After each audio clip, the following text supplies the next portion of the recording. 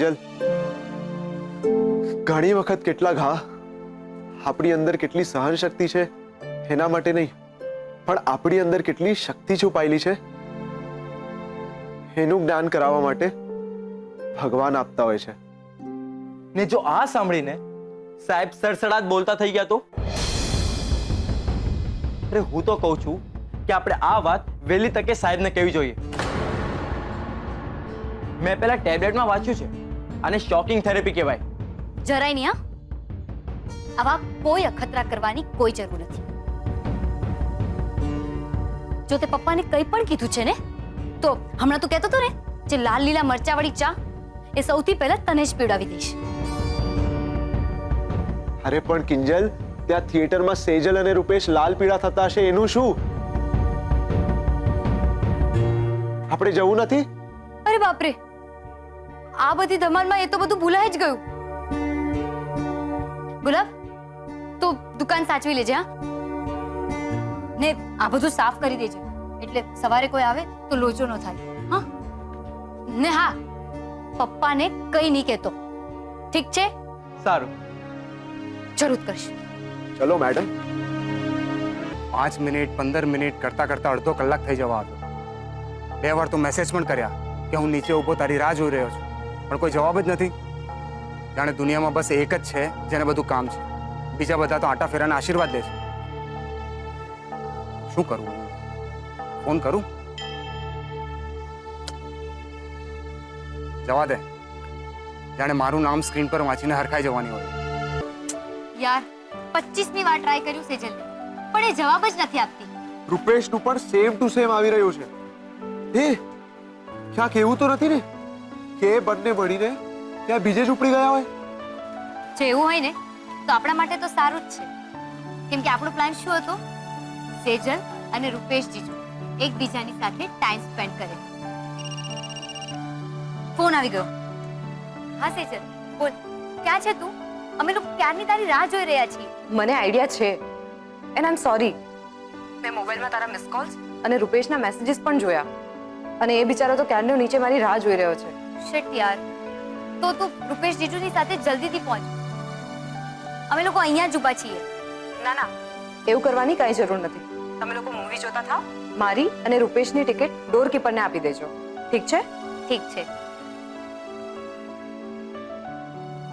સાંભળ, સેજલે કહ્યું છે કે ટિકિટ્સ ડોરકીપરને આપી દેજો. સંભળાયું? તો ઠીક છે, ડોરકીપરને ટિકિટ્સ આપીને જઈએ. એટલે જો એ લોકોને ખબર પડી જશે કે આપણે અંદર બેઠા જ નથી તો સારું છે ને, એ લોકોને સમજાઈ જશે કે આ આખો પ્લાન આપણો હતો, એ લોકોને નજીક લાવવાનો. બાકી જો તારે પિક્ચર જોવું જ હોય તો બોલ, રોમેન્ટિક ફિલ્મ છે. અચ્છા, એક્શન ફિલ્મનું ટ્રેલર બતાવું કે નહીં?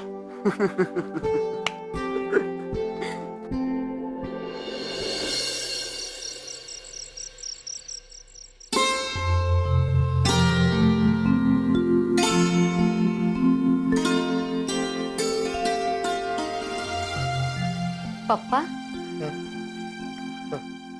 પપ્પા, હું તમારી નવી દવા લઈ આવી. હા ને પપ્પા, મને એવો વિચાર આવે છે કે હું ફરીથી ગુલ્લક શરૂ કરી દઉં. એટલે દુકાનનો પહેલો વકરો સીધો ગુલ્લકમાં, ને મહિનાના અંતે સીધા 3000 રૂપિયા આપણા હાથમાં. સરસ. આજથી શરૂ. હા. શરૂ. હા, આજથી જ શરૂ કરી દઈશ. અને આજનો વકરો? હા પપ્પા, એ મેં ગુલાબને કહી દીધું છે, એ ગણીને આપી જ જશે. પપ્પા, તમે બધી ચિંતા નહીં કરો, હું છું ને. કિંજલ, કઈ નહીં પપ્પા. શેના નિશાન? શું વાગ્યું? એ તો હું ને બીજન મસ્તી કરતા હતા ને, તો એમાં વાગી ગયું. બીજલ? પપ્પા જવા દો ને, અમે મસ્તી કરતા હતા. બીજલ! શું થયું પપ્પા? કેમ આટલી બૂમાબૂમ કરો છો? કિંજલ, હાથ જો. બાપ રે, આ તો કોઈએ હાથ ખેંચીને નખના ઉજરડા પાડ્યા હોય એવા નિશાન છે. કોણે? કોઈએ નહીં, બીજલ. મેં? પપ્પા હું શું કામ આવું કરું? કિંજલ તું મારું ખોટું નામ શું કામ દે છે પપ્પાને? તમારા સોગન પપ્પા, મને આ વિશે કઈ નથી ખબર.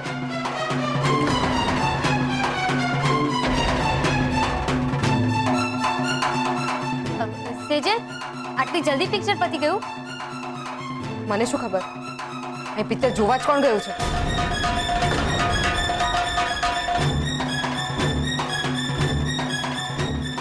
સેજલ, સેજલ મારી વાત તો સાંભળ. હે ભગવાન, સેજલને પાછું શું થયું? સેજલ નહીં, બીજલ. કિંજલને શું? હવે તમે જ પૂછી લેજો કિંજલને, મને થોડી કંઈ કહેવાની છે. બીજલ ચાલ અંદર. સેજલ, આ બધું શું કરી રહી છે ને બેગ કેમ પેક કરે છે?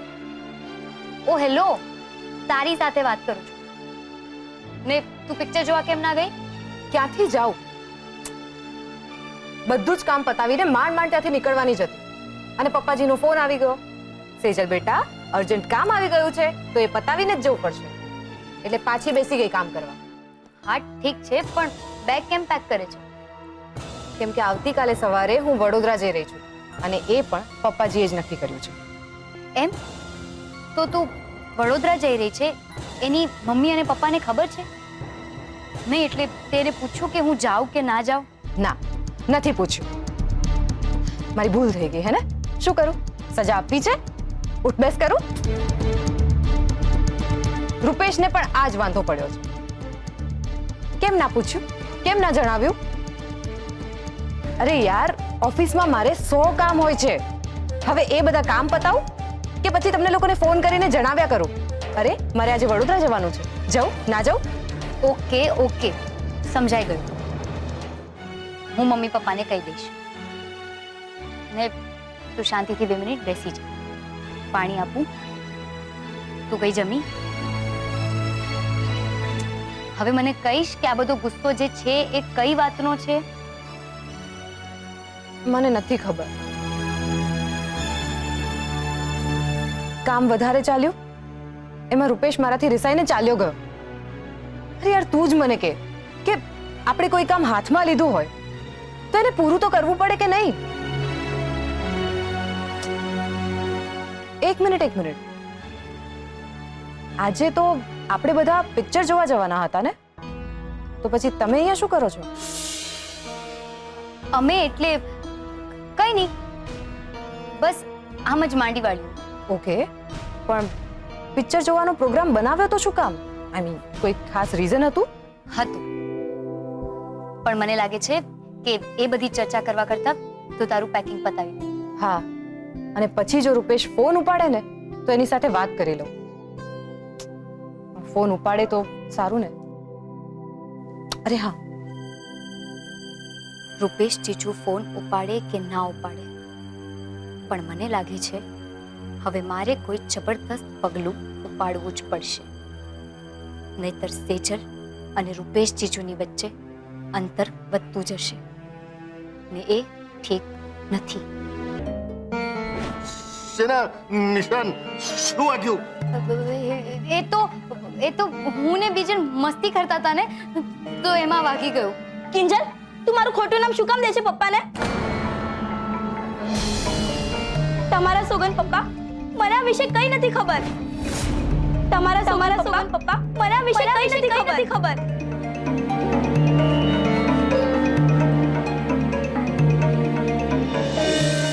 કંઈક તો છે જે કિંજલ છુપાવી રહી છે. એના હાથમાં જે રીતનું સોજો છે, ઉજળાના નિશાનો છે, એ ખાલી પડવાથી કે મસ્તીમાં રમવાથી હાથ પર પડે એ વાત ગળે ઉતરે એવી તો નથી જ. તો પછી શું હોઈ શકે?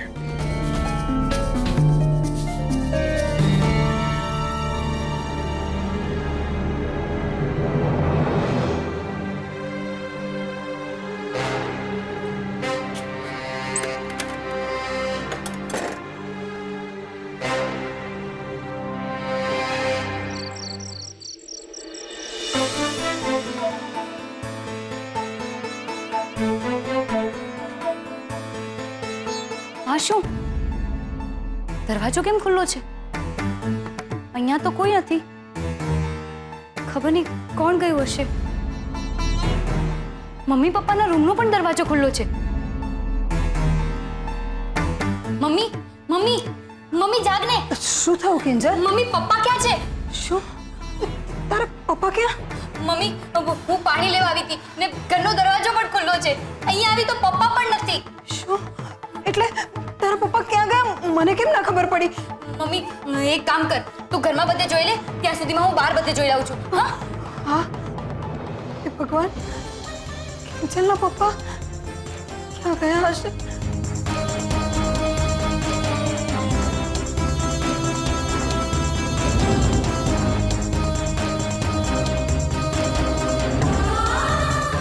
ખબર નહીં ક્યાં ગયા હશે. કિંજલ, મળે તારા પપ્પા?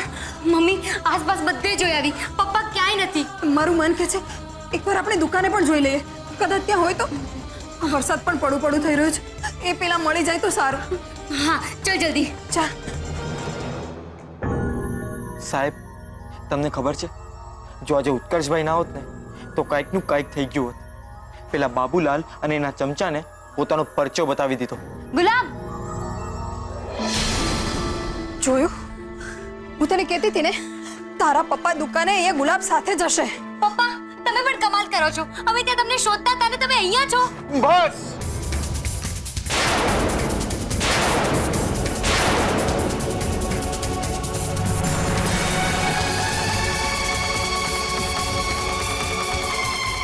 પપ્પા પપ્પા હું તમને કહેવાની.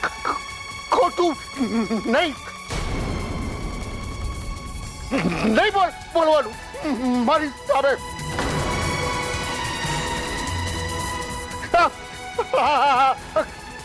શું કોણે કર્યું આટલું?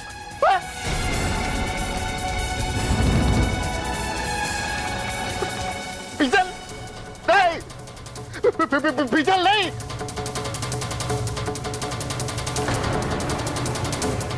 બાબુલાલ, બાબુલાલ.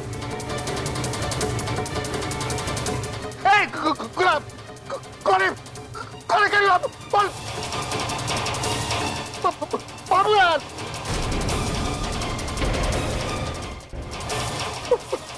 મારો ભરોસો.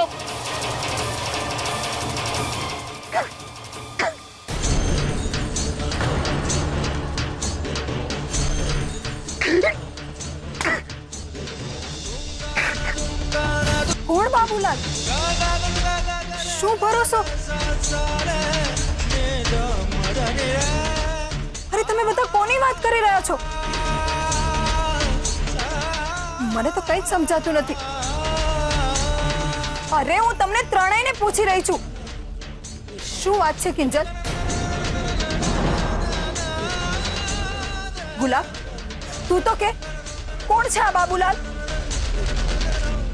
બાબુલાલ એ આપણી દુકાનમાં ચા પીવા આવેલો અને એને.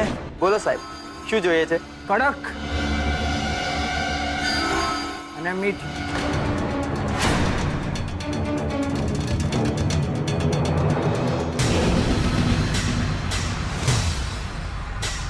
પણ ચા દેવા તારી બહેનને મોકલજે. હા, તમારી સાથે બેસીને ચાની ચુસ્કી લેવામાં મજા આવશે.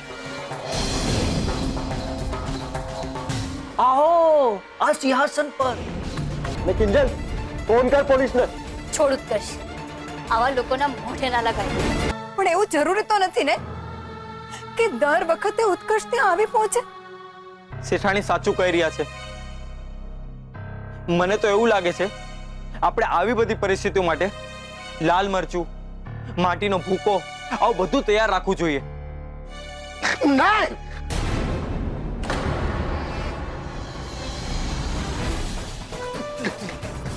નહીં.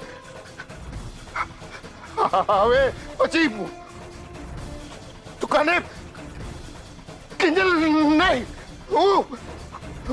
હું કલ્લે પછી.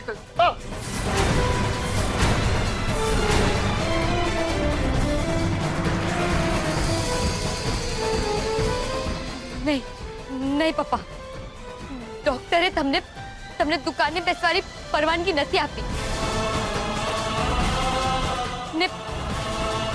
ને હું વચન આપું છું કે બીજી વાર આવો કોઈ બાબુ સાબુ આવ્યો ને તો હું એને છોડીશ નહીં. નહીં દુકાને હું બેસી હું નહીં.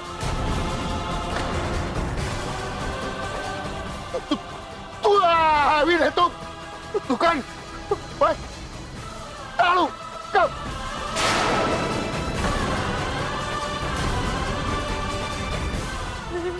નહીં પપ્પા, આવું નહીં બોલો પપ્પા. પ્લીઝ પપ્પા, તમે જેમ કહેશો ને એમ જ થશે. પણ તમે શાંત થઈ જાઓ પ્લીઝ, તમે શાંત થઈ જાઓ. મમ્મી તો પપ્પાને ઘરે લઈ જાને. ચાલો ઘરે. કિંજલ, અત્યારે તારા પપ્પા નહીં માને. તું માની જા ને એમની વાત. તો હું ક્યાં ના પાડી રહી છું, પણ એકવાર ડોક્ટરને મળી આવીએ પછી.